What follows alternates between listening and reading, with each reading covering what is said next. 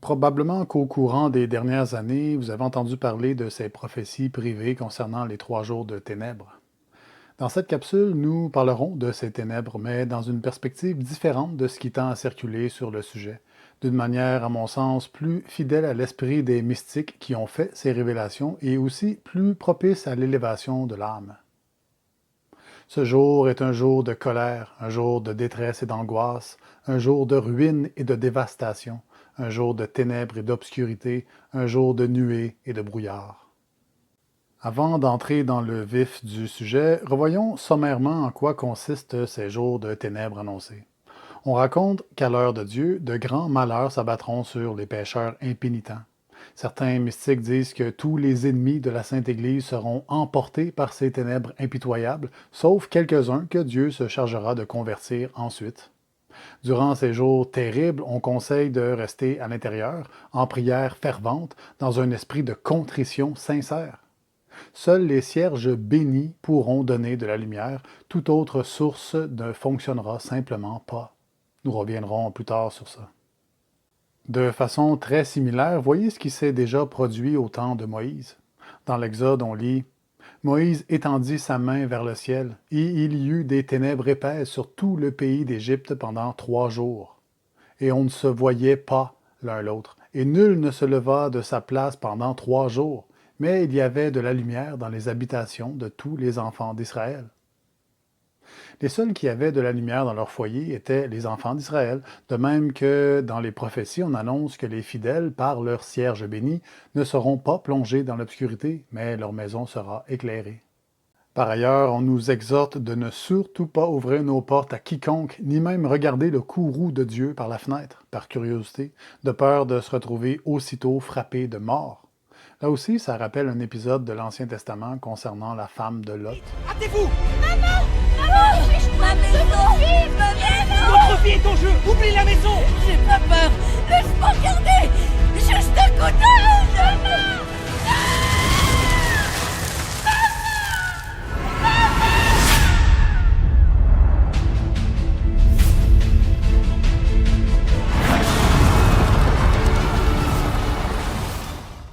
À partir du moment où la grâce de Dieu vient et qu'elle commence à agir en nous, retourner en arrière, vivre en quelque sorte dans la nostalgie du péché représente une offense très importante contre l'Esprit de Dieu. Jésus rappelait également que celui qui sera sur la terrasse ne descende pas dans sa maison pour prendre ses affaires, et que celui qui sera au champ ne se retourne pas en arrière pour prendre son manteau. Dieu ne nous sauve pas malgré nous. Il faut savoir que sa grâce est opérante, efficace, dans la mesure où nous lui permettons d'agir, de nous faire renaître.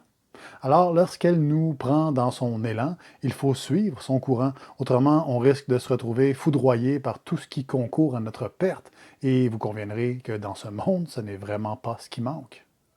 Je mettrai les hommes dans la détresse, et ils marcheront comme des aveugles, parce qu'ils ont péché contre Yahvé. Leur sang sera répandu comme de la poussière, et leur chair comme des ordures. Avant de comprendre les prophéties sur les ténèbres, il est important de saisir d'abord certains principes de base. La noirceur est essentiellement une privation de lumière qui occasionne ensuite une perte de chaleur. Et si on observe tout ça dans la création matérielle, dans le monde de la physique, c'est parce que ces lois existent d'abord dans les cieux.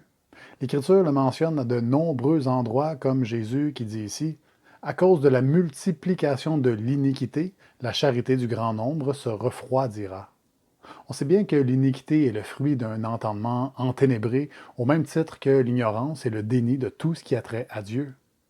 Ça ne peut mener qu'à une perte générale de l'empathie et de l'amour parmi les hommes, donc de la chaleur. L'apôtre est très clair sur ce sujet. À cause de l'ignorance qui est en eux, à cause de l'endurcissement de leur cœur, ils ont perdu tout sentiment, ils se sont livrés à la dissolution, à commettre avec avidité toutes sortes d'impuretés. Voilà bien l'origine de toute forme de perversité, c'est l'effet des ténèbres qui règnent dans l'esprit des hommes. Un proverbe dit à ce propos « La voie des méchants est couverte de ténèbres, ils ne voient point ce qui les fera chuter. » Une personne qui marche sur une voie obscure n'a strictement aucune conscience réelle de ce qu'elle fait, ni des malheurs qu'elle engendre par ses œuvres mauvaises. Les ténèbres l'aveuglent simplement. Tel est bien le malheur des âmes qui ont perdu la lumière de la grâce. Ils vivent en état de péché mortel. Ils tâtonnent dans les ténèbres sans aucune lumière. Il les fait errer comme des gens ivres. Le seul espoir pour une personne en état de péché mortel, c'est de recevoir une lumière du ciel, qu'on nomme grâce actuelle. Par elle, l'âme peut prendre conscience de ses torts, de son état et des obstacles sur sa route. C'est pourquoi il est très difficile de faire voir aux gens leur égarement, quand c'est le cas, leurs erreurs ou leurs hérésies, surtout s'ils se croient justes. C'est seulement par le Christ que les aveugles recouvrent la vue. Bien sûr, en principe, les gens pourraient se laisser éclairer par la lumière du Christ qui vous habite parce que, après tout, vous êtes la lumière du monde. Mais encore là, il faut une grâce seulement pour tolérer l'éclat de la lumière. C'est pas pour rien que Jésus ajoutait « On n'allume pas une lampe pour la mettre sous le boisseau, mais bien sur le lampadaire où elle brille pour tous ceux qui sont dans la maison. » Oui, la lumière brille pour ceux qui sont dans la maison, mais ceux qui sont dehors, dans les ténèbres, ont tendance à fuir l'éblouissement de la lumière qui irrite leurs yeux. C'est ce qui arrive pour tout le monde qui demeure longtemps dans le noir. Tout ce que vous pouvez faire pour attirer les gens vers Dieu, vers son Église, c'est de prier, de faire pénitence et offrir des sacrifices pour eux.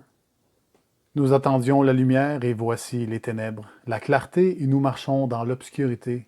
Nous tâtonnons comme des aveugles le long d'un mur, nous tâtonnons comme ceux qui n'ont point Dieu, nous trébuchons en plein midi comme dans le crépuscule, parmi des hommes bien portants, nous ressemblons à des morts.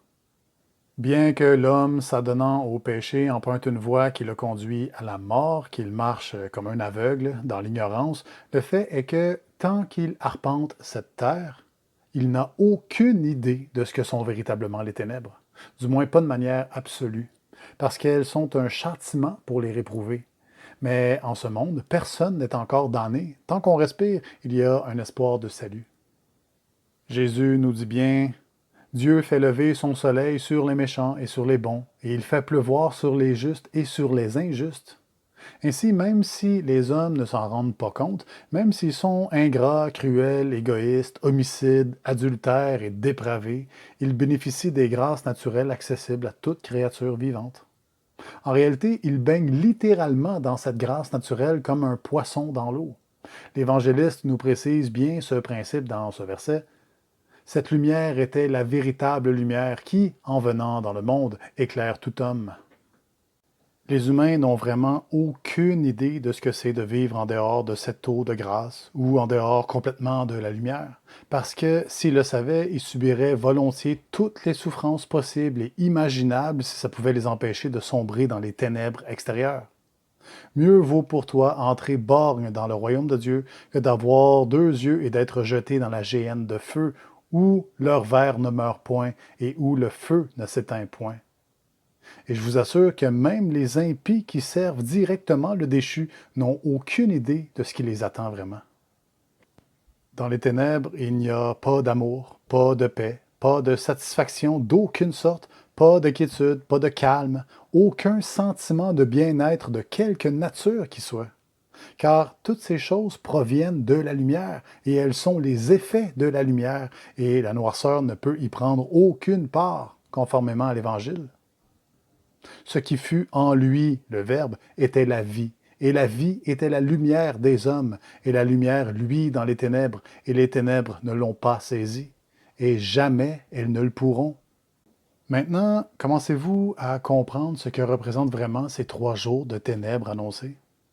Imaginez un instant si le Seigneur décidait de faire vivre à ses enfants perdus ce que sont vraiment les ténèbres. Imaginez si toutes les âmes dans le péché mortel pouvaient éprouver les conséquences de l'absence de Dieu, qu'elles pourraient souffrir la perte des grâces naturelles dont elles ont toujours bénéficié sans le savoir, et ce pendant 3 jours de ténèbres épaisses. Et si cela pouvait convertir les dernières âmes qui peuvent encore l'être avant le jugement dernier, ne serait-ce pas un acte de miséricorde ultime? Puis il regardera vers la terre, et voici, ce ne sera que détresse, obscurité et ténèbres angoissantes, et il sera poussé dans d'épaisses ténèbres.